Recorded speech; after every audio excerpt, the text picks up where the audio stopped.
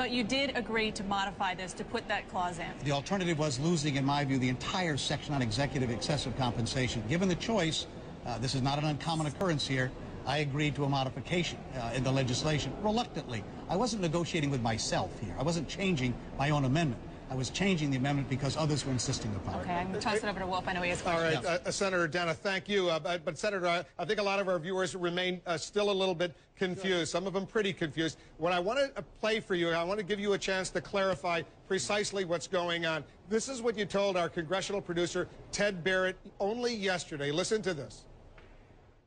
Because there's the suggestion today being made that you receive more money from AIG than any other senator, and that you were responsible for the February 11th, 2009 date. And so I just, again, I just want to get at the fact that you're saying you had nothing to do with that date.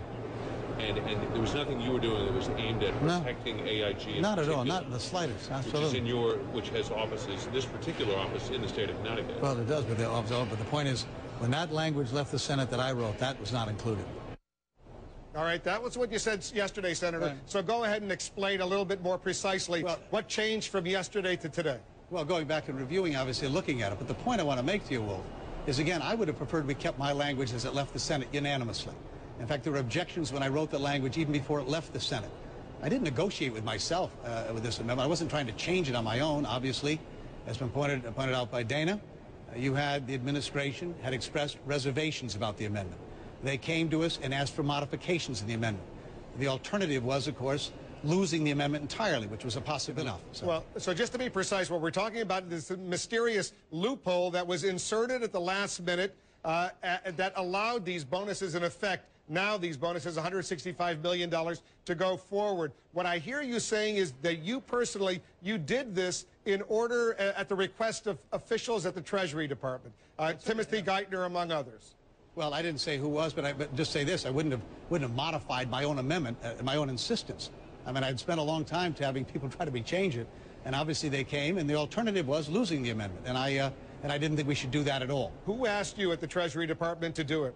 Well, there were people obviously coming negotiating with the staffs back and forth, and I don't know their names specifically. It was at a staff level people were talking about it. So, but it wasn't just your members of your own staff at the Senate Banking Committee who did this. You personally knew about it at the time. Is that right? No, I didn't know the exact details. I know they were coming with modifications to it and whether or not we'd accept some. And again, the feeling we had, Wolf, on all of this, remember the Wyden-Snow amendment got dropped entirely dealing with the tax provisions. There were people who thought these provisions were unnecessary and unwarranted in the stimulus bill. We thought they were important, and that's why we wrote the legislation.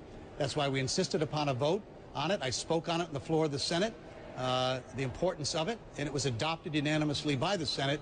When it got into conference between the House and the Senate, that's where people stepped back up and sought modifications to it.